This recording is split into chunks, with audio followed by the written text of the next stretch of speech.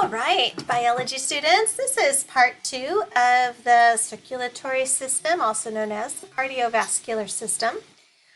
In the last video, in part 1, we talked about just the general pathway that blood takes.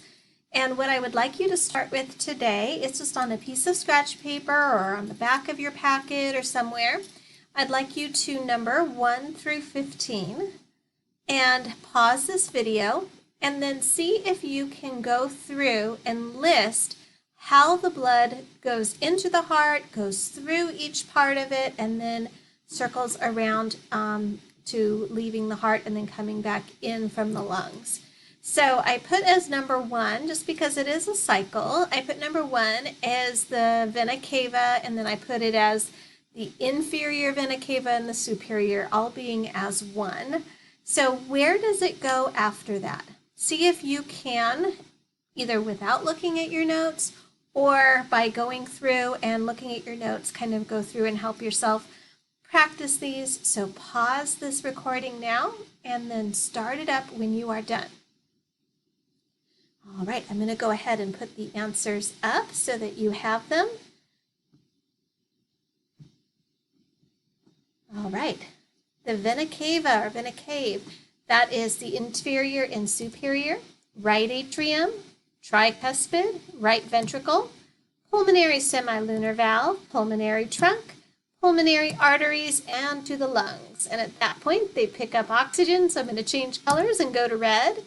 Pulmonary vein, left atrium, bicuspid or mitral valve, left ventricle, aortic semilunar valve, aorta, and then off to the body to drop off the oxygen and pick up more carbon dioxide, and then back to the vena cave.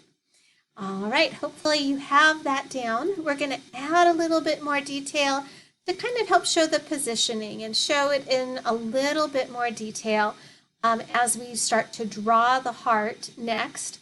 And in your notes packet, I've given you an outline for the heart. Let me go back. So it looks like this. If you cannot print this, I'm pretty sure you can draw this. You are going to want to use an entire piece of paper because we're going to really pack this in as we show the parts to the heart. So here we go. I'm going to have you draw the first part, and it's probably really helpful to have colored pencils or colored pens or some way of being able to distinguish the parts. Go ahead and draw those parts there, and I'm sure you can kind of identify what those are.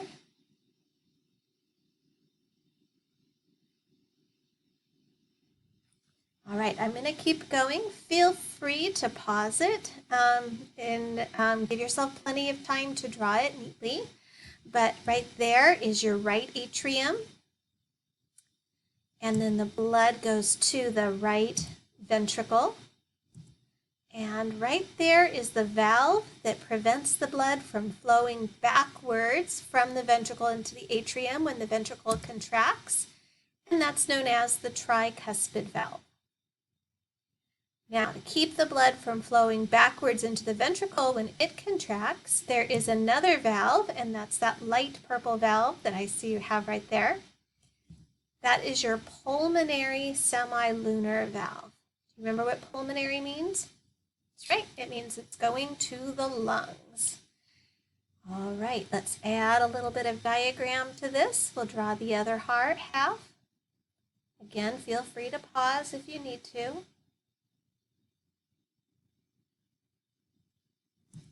Then we've got the left atrium, the left ventricle, and the valve that separates them.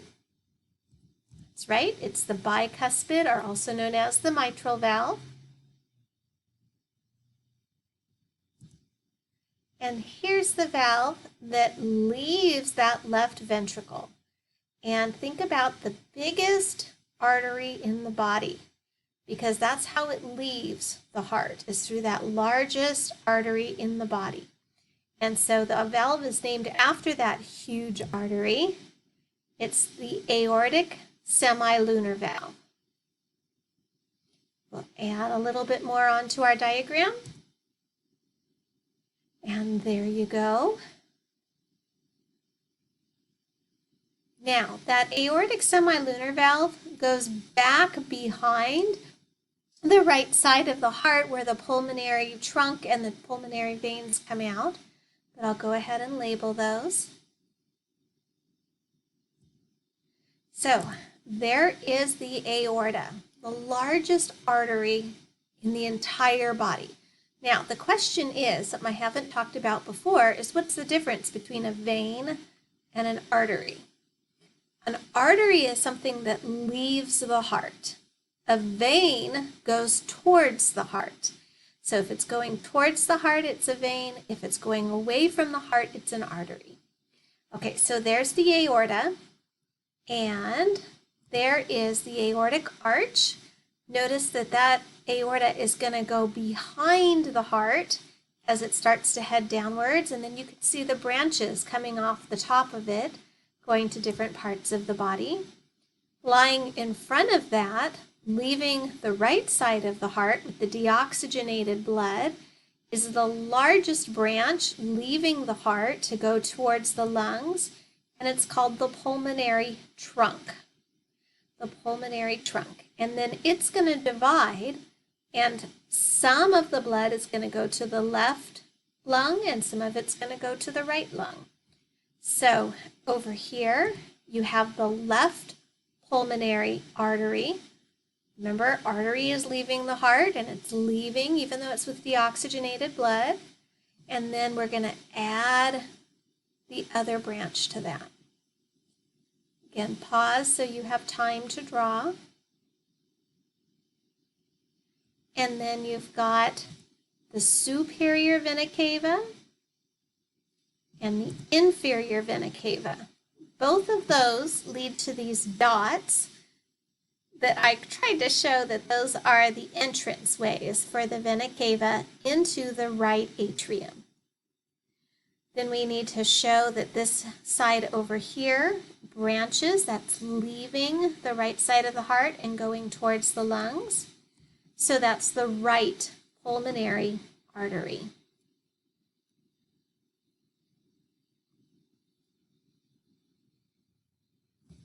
All right, this part that separates the left side of the heart from the right side of the heart, that is the septum.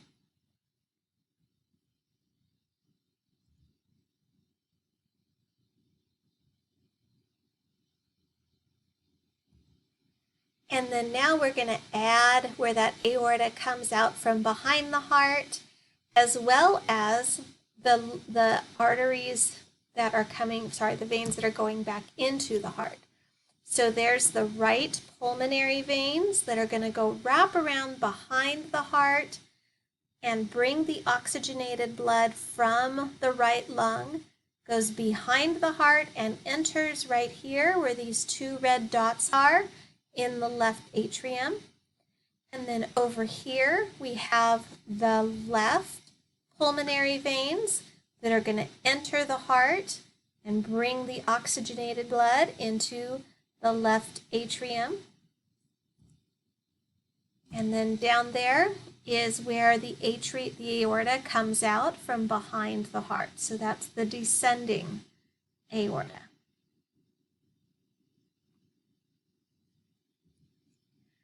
So, if you missed something, there it all is. A little bit more complex than when we just drew it as a square. All the different parts of the heart. Okay, just pull in a few pictures of what the heart actually looks like. See if we can identify some parts. I think it's very visible right there where the aorta is, especially since we've now drawn it once. Right there, there's your aorta. There's the pulmonary trunk, and it kind of wraps in and behind, and see if we can see. There's the right ventricle. Can't really see it because it's just the exterior side. There's the left pulmonary vein, the superior vena cava. We flipped it around, and so now you can see it from a different kind of view here. There's the left atrium, the inferior vena cava coming in from the back side, the left pulmonary vein, the right pulmonary vein, and there's the aortic arch. Looks a little bit different when it's an actual heart. Here's one that's from a cadaver, and you can see the different chambers of the heart. I really love that you can see those heartstrings, or the chordae tendineae, that pull on the valves of the heart. Definitely really clear aortic arch. Whoops. Really clear aortic arch there. And you can see the pulmonary trunk right here, aortic arch right here. You can see it going up and then kind of down and arching down for the inferior, the descending aortic artery. Let's see, what else can we talk about here?